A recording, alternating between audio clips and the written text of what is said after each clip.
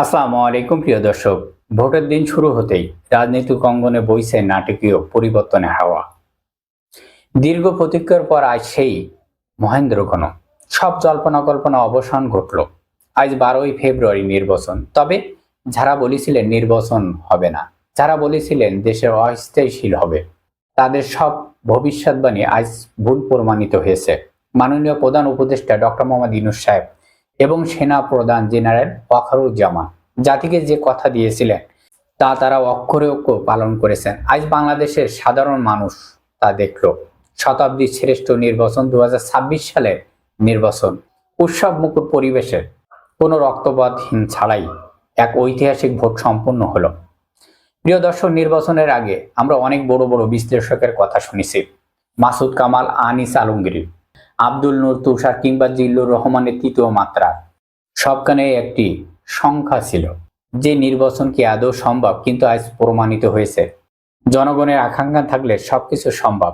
বিগত 1991 সালের নির্বাচনের গল্প আমরা প্রায় করে থাকি, কিন্তু আজ যা হলো তা ইতিহাসের সর্বশ্রেষ্ঠ ঐতিহাসিক রেকর্ড ভেঙে দিয়েছেন। কোনো বিশৃঙ্খলা নেই, কোনো পেশা শক্তির দাপট নেই। মানুষ লাইনে দাঁড়িয়ে স্বতঃস্ফূর্তভাবে ভোট দেওয়ার জন্য, তাদের প্রতিনিধিকে জয়লাভ করার জন্য লাইনে দাঁড়িয়ে আছে।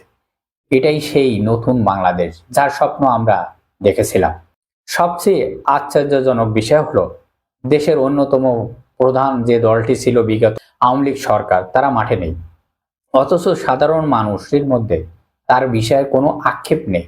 জনগণ তাদের অস্তিত্বকে মেনে নিয়ে নতুন নেতৃত্বের প্রতি যে আস্থা দেখিয়েছে তা এক কথায় অভূতপূর্ব, নজিরবিহীন। ভোটারদের উপস্থিতি এবং বিশেষ করে তরুণ প্রজন্মের ভোটারদের আজ দেখছি তা বাংলাদেশের গণতন্ত্রের ঐতিহাসিক বিরল ঘটনা।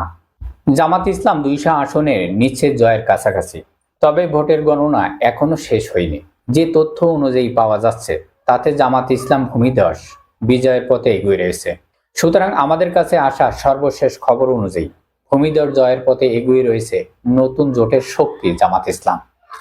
200টি আসনের জয় এখন সময়ের ব্যাপার মাত্র। প্রায় প্রতিটি কেন্দ্র জনগণের মনোনীত প্রার্থীরা বিপুল ব্যবধানে এগিয়ে আসছেন।